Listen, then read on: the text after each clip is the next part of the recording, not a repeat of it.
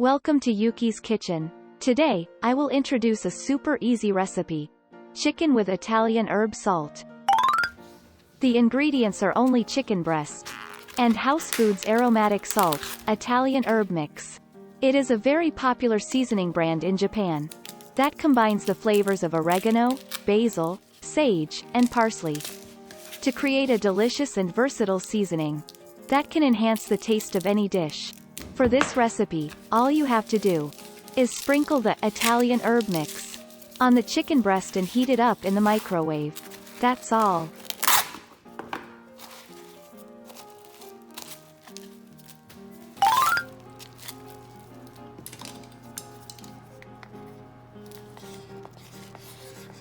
Chicken breast is hugely popular in Japan's health-conscious culture.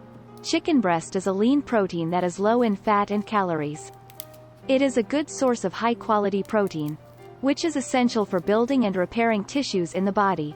In addition, chicken breast is rich in several essential vitamins and minerals, such as niacin, vitamin B6, phosphorus, and selenium. These nutrients play important roles in various bodily functions, including metabolism, energy production, and immune system health.